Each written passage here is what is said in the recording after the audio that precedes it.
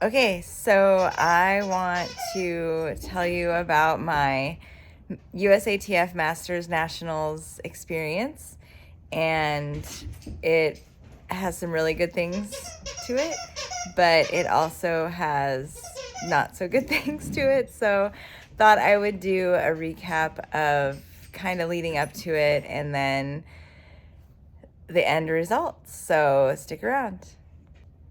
Also, you'll hear in the background, I've got two dogs, a poodle and a golden doodle, and they are playing. So you will hear their toys in the background.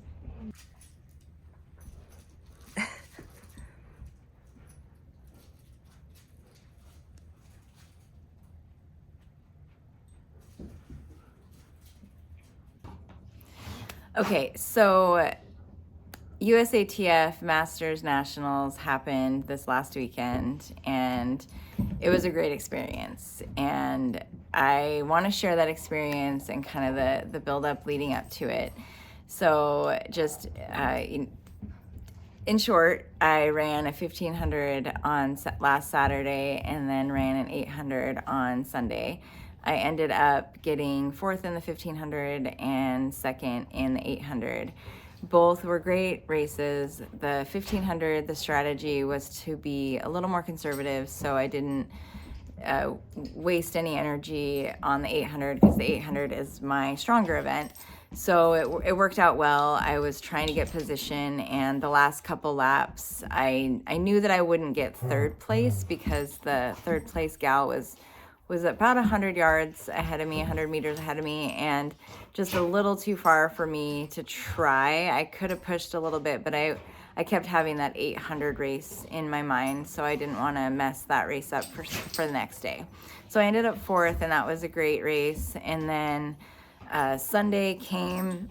I had a great warm-up. My feet were a little bit sore, but I live in Montana and I have snow, and so I haven't really been able to run on a track with my spikes, and so I've got like very limited time on my spikes. So my feet were definitely sore, so I did some massage with them on Saturday night after the 1500. Sunday came, I felt pretty good. I had a great warm-up. Legs a little bit heavy, but I think that's normal after running a 1500. And then I executed the 800 race exactly how I imagined it, and exactly how I played it out in my head, because I knew there was a couple of scenarios that would happen that I would, two things that I really wanted to try to do. One was stay behind the leader and then and basically make them work on the race. And that's exactly what happened. There was two gals that we knew that would go out, and they did. And so I stayed in like third position, kind of in second position for part of it as well. But then on the last lap, me and the gal that got first pushed ahead, and we were able to get first and second.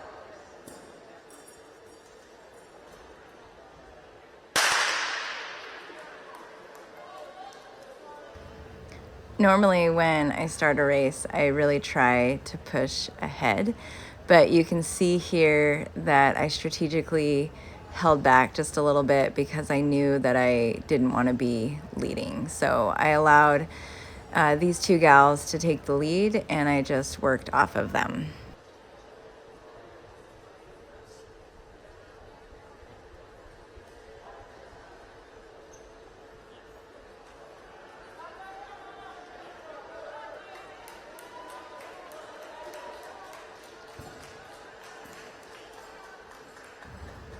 This lap, the gal from Great Britain tried to push ahead and I don't know what was happening, but this lap was a little slower than I wanted. And the Great Britain gal, she was doing an exhibition race, so whatever her placing and stuff didn't really matter with us at this nationals meet. But this lap was pretty slow, and I just figured to myself, like, I'm going to make her work. I don't want to let her cut in. And so then she tried to take the lead. And then this was lap 3, and even though it looks like she pushed a little bit, this lap was actually one of the slower laps. So it was really difficult because I was holding back a lot. It was definitely against my nature, but I was right on their toes, just trying to figure out when to make a move.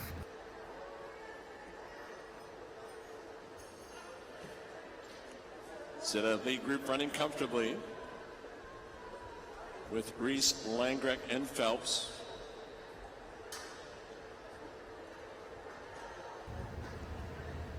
I could tell at this point that Heather was going to make a move, so I was preparing myself, and sure enough, as soon as we crossed the line, she went, and I just followed her.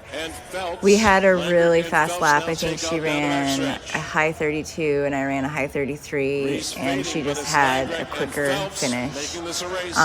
You'll see here, though, I kind of changed a little bit of my stride. I can tell because it's me. So I'm thinking that I hurt my foot right around that last corner, but finishing strong and just crossing the line in 2:29. So that was a 3-second PR for me.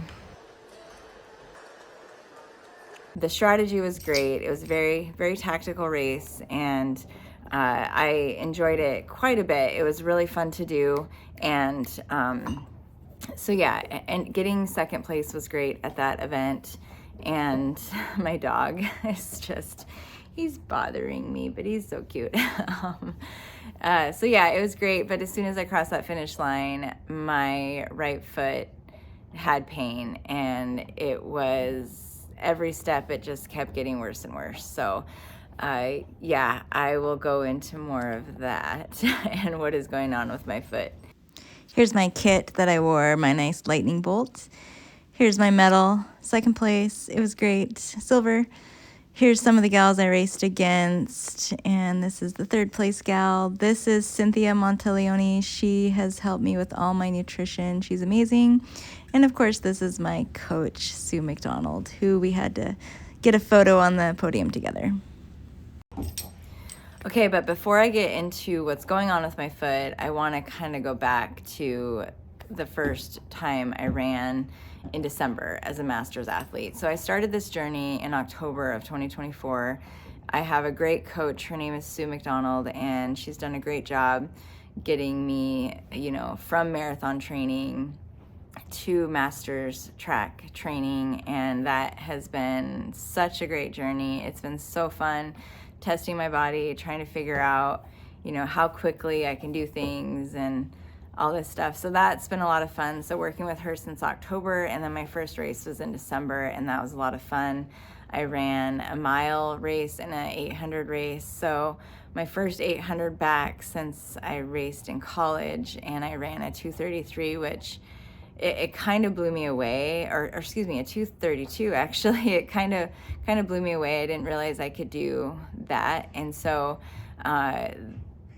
just having that race under my belt was really nice. And then and just the confidence. I won that race, and then the gal that actually gave me my medal is an Olympian, Talia Brooks. So that was an Olympian in the heptathlon, which was just like all the pieces kind of coming together, and it was just really cool to have that be my first race back. I won, and then having an Olympic heptathlete give me my medal was just, it was awesome. It was very emotional.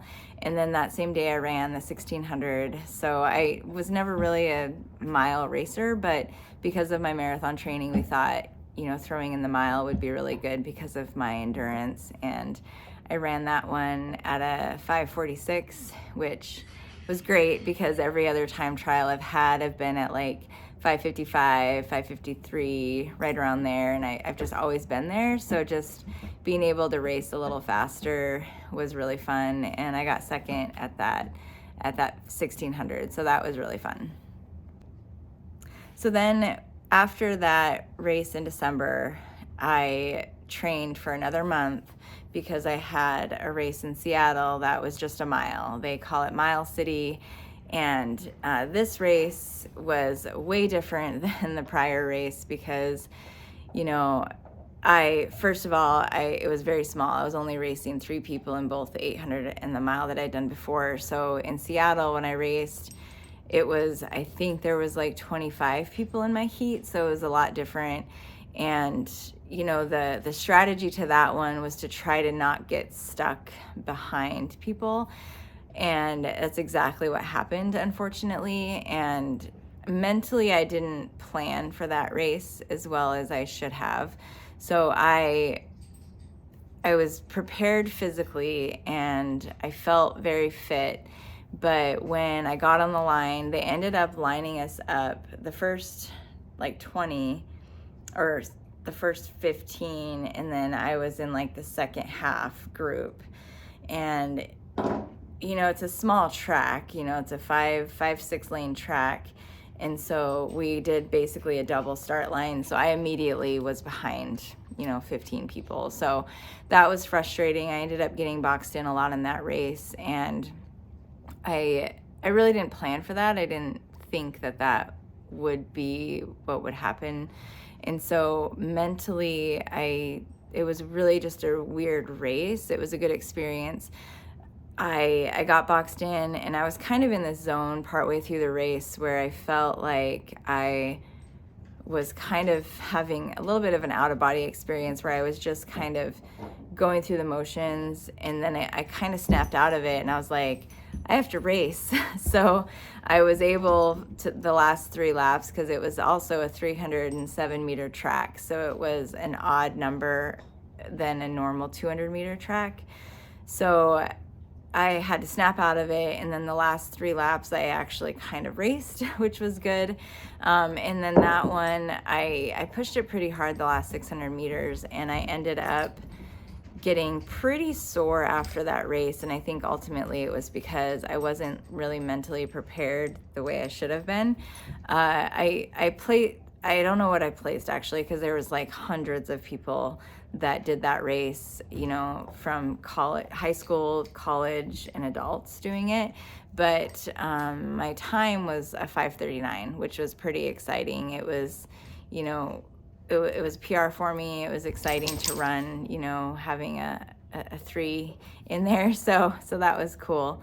But recovery wise, it took me a little bit, because I ultimately kind of taxed my nervous system on that one. So it took me a couple weeks to recover. So then that Seattle race was the last race, and then a month later I was going to race at Nationals. So again, I had a little harder recovery from that race in Seattle, and it took me a little bit to get back into the flow of things. We added a little more cross training. My feet actually felt fine.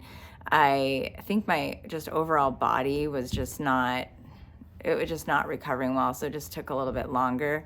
But then I got back into the swing of things. During that time, I ended up getting a shoe sponsor. So Saucony ended up sponsoring me. So I had kind of been rotating some shoes and trying out some of their shoes, which I love. They're great. And then we also started getting a little faster on some of the treadmill work. And again, like, I have snow. So like the treadmill speed work has been what I've been doing basically since the beginning of January. I haven't been able to do really any track workouts. So we included more speed training, doing a little more faster intervals, because I had some time goals that I wanted for Nationals. And then switching up some shoes and making some changes.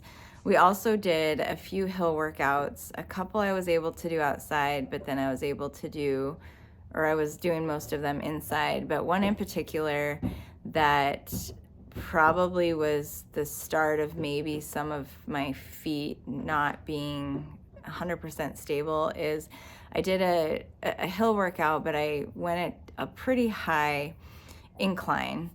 And then about a week after that, my right knee started hurting. And so I started getting a little bit of tendinitis. And so that was a little concerning. So then a week and a half before Nationals, I added even more cross training, because I was like, well, my knee is not feeling great. I need to, really, I don't like running injured. So I wanted to make sure my knee was fine. So I ended up doing more cross training, and I only ran a couple times, but I was really fit, so I was not concerned about nationals at all. And so actually once it got to it, the day before the 1500 last week, I did like a 20-minute run and some strides, and I could feel my knee, but it was like, I was like, I can race on this. This is totally fine. And so I actually felt really good. So now going back to nationals. So I get to Florida and my legs feel okay. My knee feels fine. I wrapped up my knee. And when I raced the 1500, my knee did not bother me at all.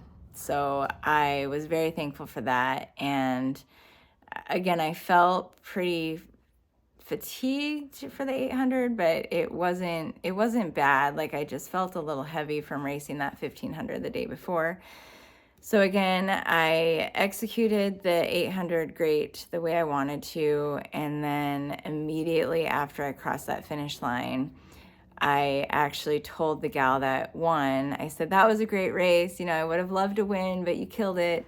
And I said, my foot actually hurts now. And literally every step just kept getting worse. So I walked to the med tent, or I grabbed my phone and my shoes and took my spikes off and just slowly walked to the med tent, and they examined my foot, and they were very concerned that it would be a navicular.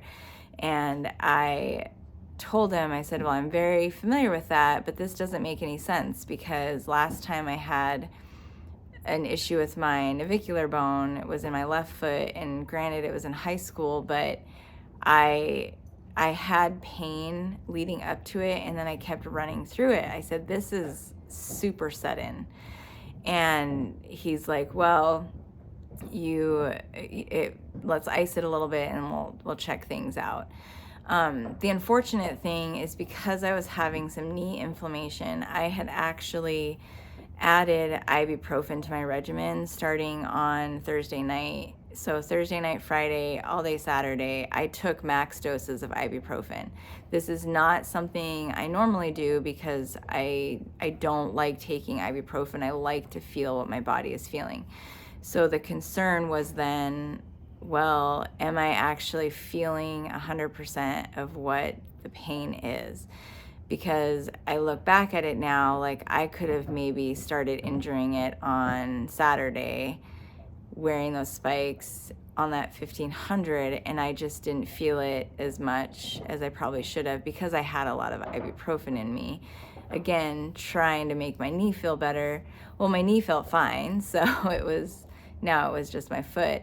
And so I went back about an hour later after I'd iced a little bit. He examined it, and he's like, you really need to get an x-ray. So we finished up the afternoon. I was able to watch my coach.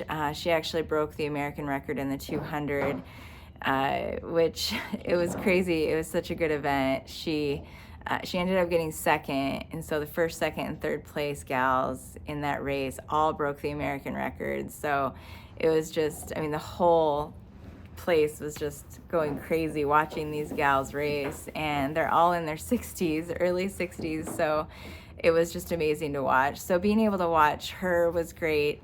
And then, yeah, we finished that. I'm talking to her, and we're like, let's see what we need to do about getting an x-ray. And they told me that I could go to the ortho urgent care and be able to get x-rays. So we hung out in the afternoon at our hotel, waiting for that 5 o'clock urgent care to open.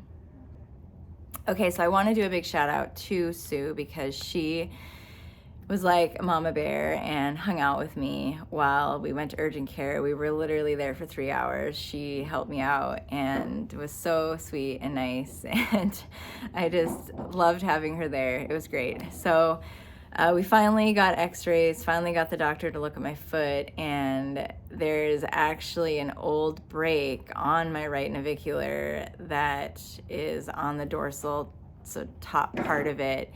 And they were shocked. They're like, so you have already broken your foot and this hasn't caused you any problems? I was like, no, I didn't feel anything until today. So they were kind of baffled, and they said, well, here's a walking boot. I would go get more imaging when you get back home. So that was kind of how it left. It definitely hurt. I could barely walk on it. It was not feeling good, and it just kept getting worse. And plus, I had stopped taking ibuprofen, so the ibuprofen was really starting to wear off. So it was definitely beginning to hurt.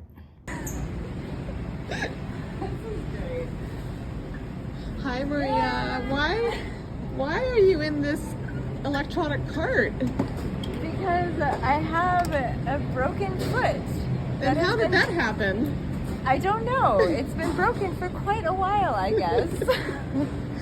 Well, here's the boot. That's a very nice looking boot. It's a very nice looking boot. Oh my god. Very high tech. Very different than what you had in high school. It is, yes. It's a little more comfortable. What are we gonna buy for dinner tonight? I'm going to the frozen food section and hoping to find something. Suitable. And this is not very fast. It's faster than you would walk. It is faster than I would walk, and it's a little more relieving. It's such a bummer, but we're doing what we're doing. And We're gonna have fun anyways. It's great. Sue is great. Thank you, Sue, for dealing with me. Oh, here's the frozen food. Oh, okay. Frozen Uh-oh. See if she can turn this thing. Okay. Thank you. Bye. The next day we were flying out, so luckily I had the walking boot. I ended up checking all my bags because there was no way I could carry my backpack and my carry-on. Like, normally that's what I would do, but I checked all my bags because I didn't want to deal with that, which I'm really glad I did. I just had my little Saucony track bag with a few things in it to be able to travel with, so that worked out well. And then my husband and my son came and picked me up, so I didn't have to drive, which was great.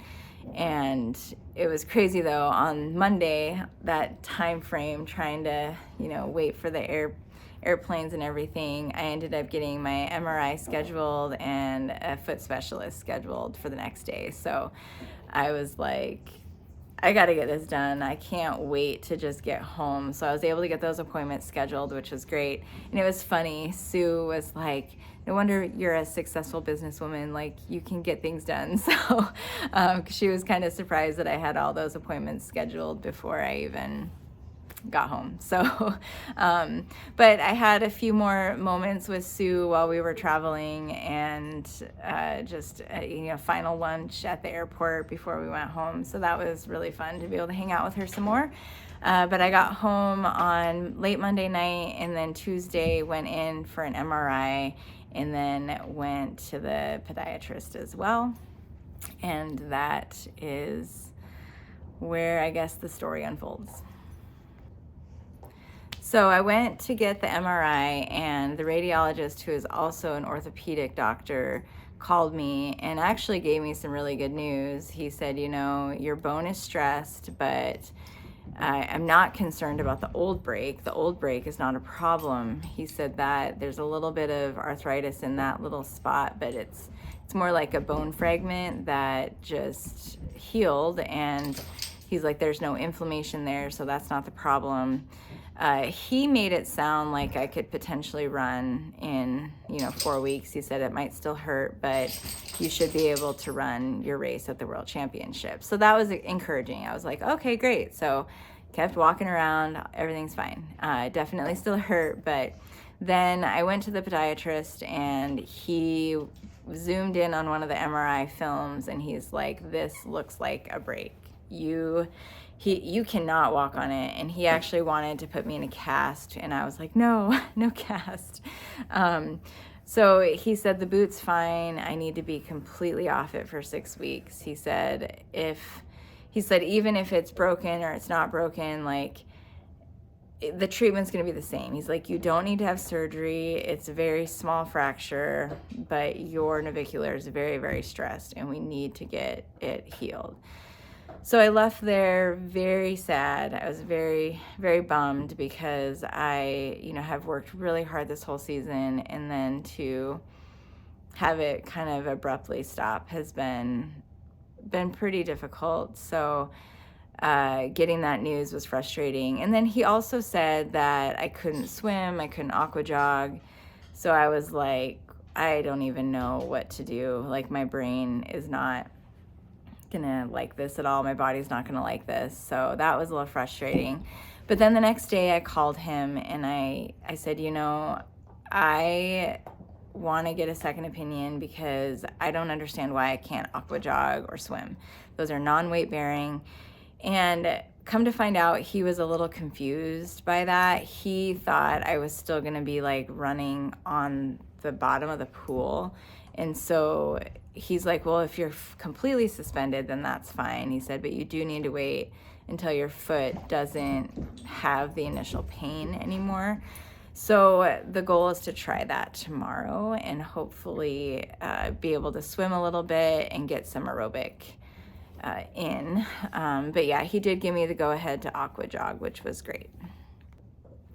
Okay, so now that I got the go ahead to do the aqua jogging and swimming, that does help me in a little better mental space. So it is 6 weeks off of my foot. I may get another opinion because I do want to maybe talk to another orthopedic doctor. So I did reach out to somebody in Missoula, hoping to hear from them at the beginning of the week. Maybe they can look at some of my imaging. I just want to make sure because ultimately, like, I want to come back and still be a competitive athlete and be able to train at that high level and that, like sub-elite level. Like, I do train really hard and I have a lot of really high goals.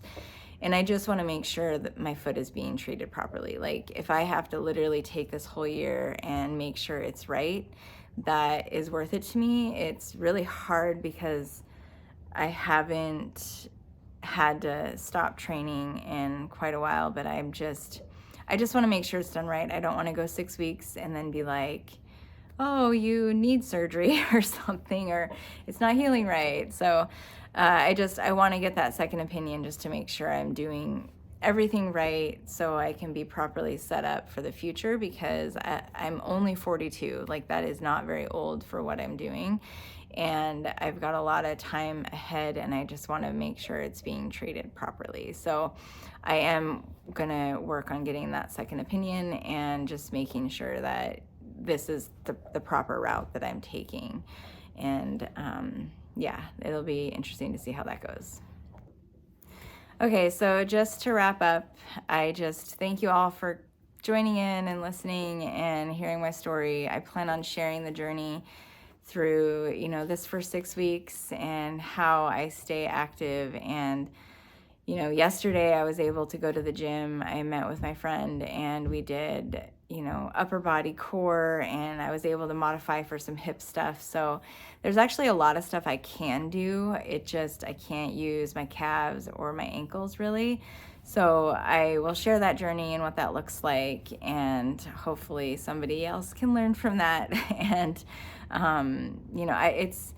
it's going to be very impossible for me to not move. So you will see me still moving. It's just very modified. And that's what I have to do right now. And the track season starts for outdoor for high school on March 10th. So I've got to be out there on my little scooter and help the kids out. So, I'm thinking positive with it. Like, I can spend more time coaching. I can spend more time just watching my kids and hanging out with them and just, going through just, other stuff, like focus on work a little bit more and focus on my hips and my core. Like, I always have tight hips and hamstrings, and so maybe this is a good opportunity, since I'm not running, to be able to kind of fix some of those imbalances and make those better, so when I can start running again, that those are better. So thank you for following along, and I hope this helps somebody along the way. I'm very, very frustrated. It's very sad, but